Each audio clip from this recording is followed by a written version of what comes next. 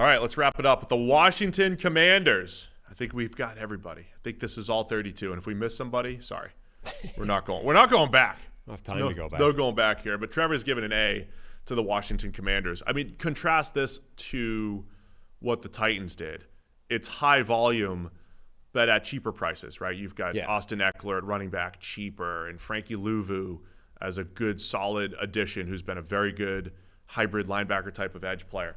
I mean, it's a high volume additions here from Washington, and then I really liked what they did in the draft. Yeah, I mean, this is one of those it's one of those off seasons where there's so much turnover that it's almost impossible not to find enough things that you like about it to call it good. You know what I mean? Oh, yeah. Like you just throw that many darts at the board, you're going to be like, look, I hit a couple of bullseyes. I hit some big scores here. So, and again, another team where the whole thing starts with complete regime change, right? Adam Peters coming in as general manager, and then the new coaching staff with Dan Quinn and Cliff Kingsbury and all those kinds of things. Another one where doesn't feel like it was the plan A. Dan Quinn might not have even been plan B or C, but we got a guy eventually. So that starts off. I don't know if that's true.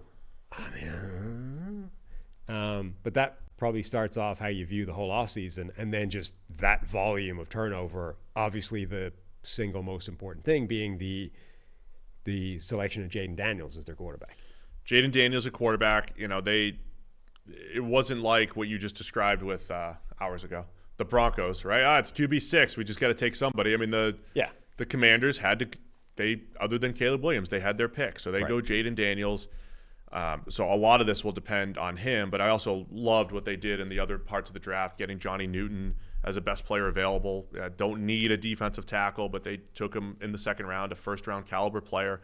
Mike Sanders still the corner out of Michigan there, and Ben Sinnott, the tight end out of Kansas State. It's just really good best player available type of picks in the draft to go with. Hey, bringing in Tyler Biadasz as a starting center where you needed some bodies on the offensive line to get that thing moving forward. So I think there's a lot to like about Washington. Maybe not, I don't know how much we're going to feel this season as far as them turning it around, but I think culture change, personnel changes, but not massive investment that's going to hurt you in the future. So I think Washington's put themselves in a good position for 2025 and 26. It's such a turnover. Like, it's such a complete and total churn of everything. The coaching staff, the front office, the roster, the quarterback, the infrastructure, everything. It's such a turnover. It's almost impossible to know what it's going to do year one, right? It could be complete and total change, and this team looks amazing right out of the gate because they changed everything, and it's all having a positive impact. Or it can be like they don't look much better at all, and it's just so like it's going to take some time for it to all come together.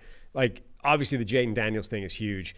Jaden Daniels and Cliff Kingsbury's offense is going to be interesting. We don't even know what Kingsbury's offense is going to look like after his sort of time away from the game to figure out where his offense stagnated and went off the rails a little bit.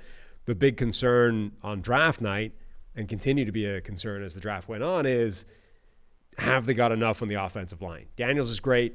The receivers look good.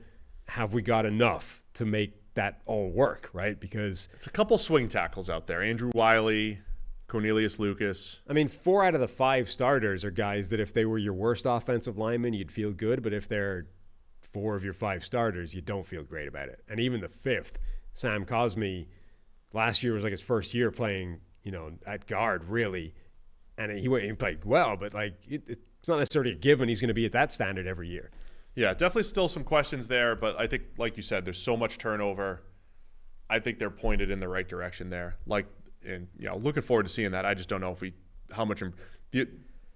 don't know how much they improve in year one unless Jaden Daniels is just a star right away. Amazing. Right. Yeah, or if the combination of him and that offense is phenomenal. But I think Adam Peters was a good hiring. I think, generally speaking, poaching from really well-run organizations is probably a good approach. So that, I think, was a good signing.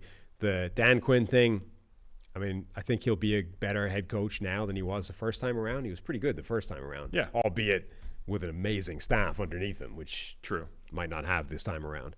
But Dan Quinn was probably a solid hiring, even if he was their second, third, whatever choice. And then Jaden Daniels, it's going to come down to, how much is last year for real, or was that just was that his high watermark, and actually the concerns are bigger than people think.